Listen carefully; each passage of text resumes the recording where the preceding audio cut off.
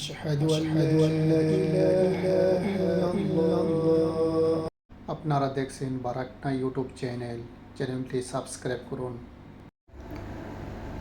বিসমিল্লাহির রহমানির রহিম।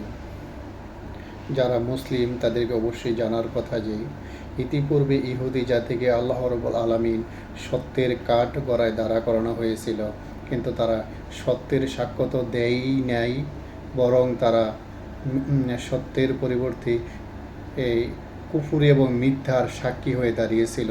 তাই আল্লাহ রাব্বুল আলামিন তাদেরকে এক প্রচণ্ড আঘাত দিয়ে সরিয়ে দিলেন। তাই আল্লাহ রাব্বুল আলামিন সূরা বাকারার 61 নম্বর আয়াতে বলেন, লাঞ্ছনা, গঞ্জনা, অপমান, অধঃপতন ও দুরবস্থা তাদের উপর চেপে বসল এবং তারা আল্লাহর গজবে পরিবেষ্টিত হয়ে পড়ল এবং আল্লাহ রাব্বুল আলামিন তাদেরকে এইভাবে আযাব এবং গজব দিলেন। তাই আমরা যদি ঠিক তাই করি, আমরা সত্যের বিপরীত সাক্ষ্য দেই বা সত্যের সাক্ষ্য না দেই, আল্লাহ রাব্বুল আলামিন অবশ্যই আমাদেরকে এই আযাব এবং গজব দেবেন। তাই আমরা অবশ্যই মুসলিম হিসাবে, মিল্লাতে ইব্রাহিম হিসাবে, রাসূল সাল্লাল্লাহু আলাইহি সাল্লামের উম্মত হিসাবে সত্যের সাক্ষী অবশ্যই আমাদেরকে দিতে হবে, তা মৌখিকভাবে এবং বাস্তবিক কাজের মাধ্যমে।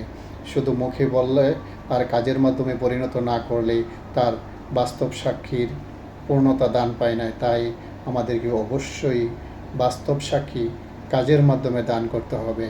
আর নয়তোবা আল্লাহ রাব্বুল আলামিন ইহুদিদের মতো আমাদেরকে লাঞ্ছনা, গঞ্জনা, অপমান দিয়ে, আযাব দিয়ে দুনিয়া থেকে বিদায় করে দেবেন এবং আমাদের উপর কাফেরদের শ্রেষ্ঠত্ব দিবেন, আমরা তাদের অধীনস্থ হয়ে পড়ব। তাই অবশ্যই আমাদেরকে সব মুসলিমকে একত্রিতভাবে এই সত্যের সাক্ষী হয়ে দাঁড়াতে হবে। আল্লাহ রাব্বুল আলামিন আমাদেরকে যেন সত্যের সাক্ষী হয়ে দাঁড়ানোর তৌফিক দান করে। আমিন সুম্মা আমিন।